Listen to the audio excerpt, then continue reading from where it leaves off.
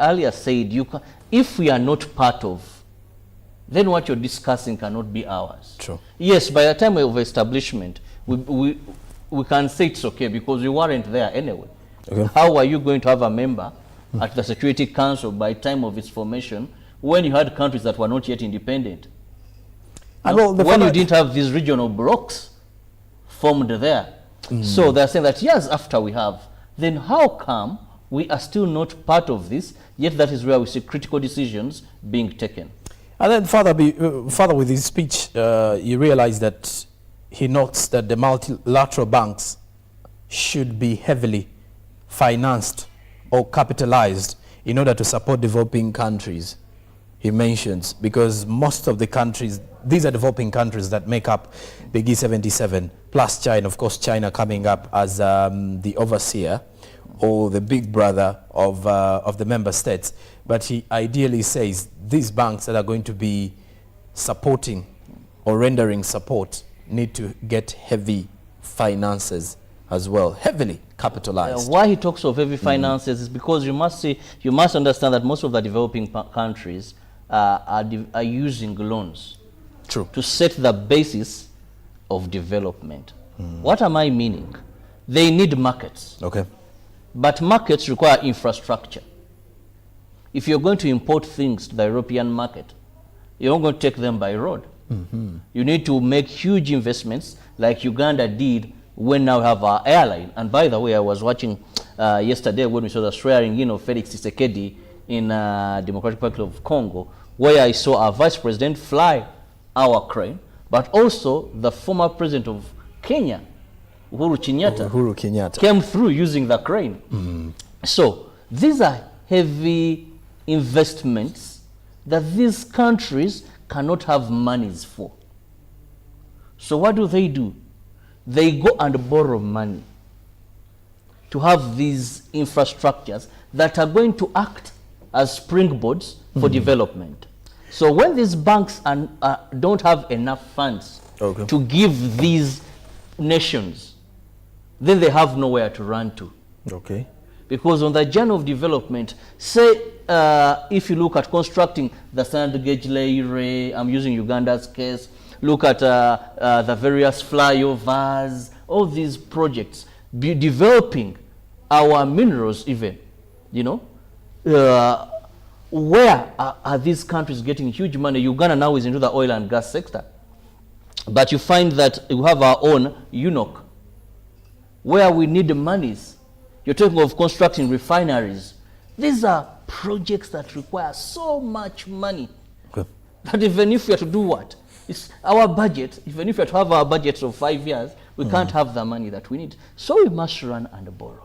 Now, if where we are borrowing, there isn't sufficient money, and they don't give us that money on good terms, we may stay the way we are. We will still produce our coffee, plenty of it, but we cannot export it, even when we have the markets. We may still have our minerals in our soils, we have the gold there, but we cannot add value and take ready markets. So still the rich western part of it, or the global north, will still come, take our minerals in raw form, develop them, and the circle of poverty is still continuing. Will still remain.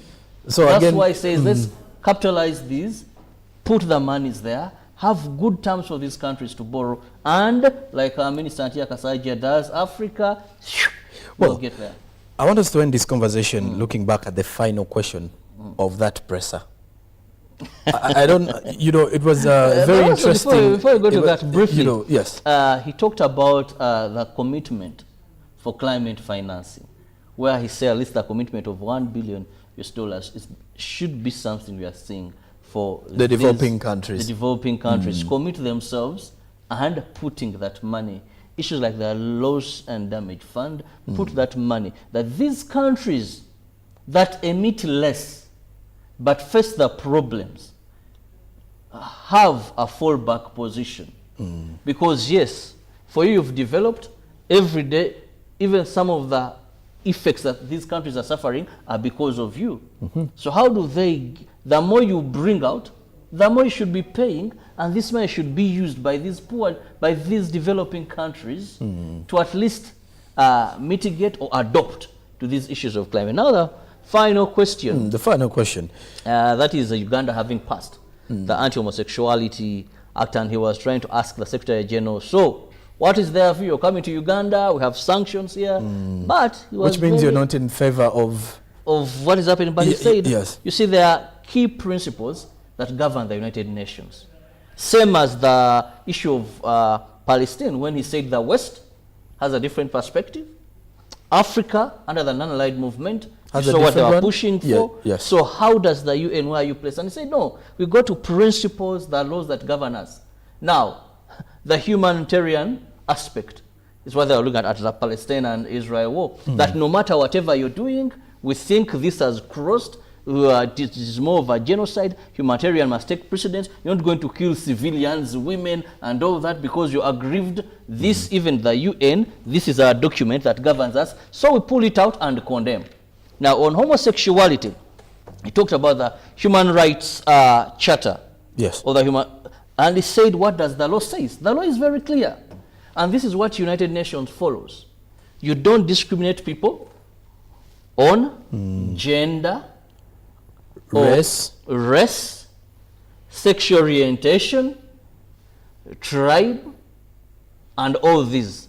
So this is seen as discrimination of these people because of their sexual orientation. Which says non-discrimination should be respected. So they shouldn't be discriminated. Therefore, him coming here, he's following what the laws that govern, the fundamental principles of the laws on human rights. If they say non-discrimination, then you shouldn't discriminate them. Okay. And which is true. We are not discriminating them anyway as a country. But we are saying, if you're to do that, don't force what is not ours on us. Don't force it. If you're doing it, don't recruit. Don't publicize. Don't bring others and forcefully. Dear Western world, that is not our way of doing things. Don't force it. We shall not hunt and kill them. But if they go against the laws, if you defile and your homosexuality, you even have a law on homosexuality. So that is what you're simply saying.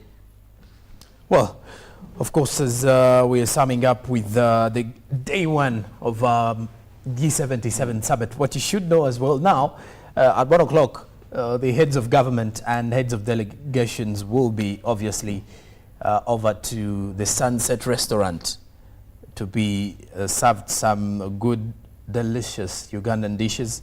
And of course, President Yoweri Museveni will be leading that particular team onto that. As me and Jerabo have been doing our part this morning to ensure that we steer you through day one of the G77 summit. But just briefly, as we are summing up this particular moment, just to remind you about the funeral program for the late Honorable Cecilia Barbara Atim Ogwal. Every detail is going to be coming to you live on UBC. Today, which is Sunday the 21st, we expect the body to arrive at the Entebbe International Airport. All of that is going to be live here on your national broadcaster aboard the Emirates, and that will be at around 2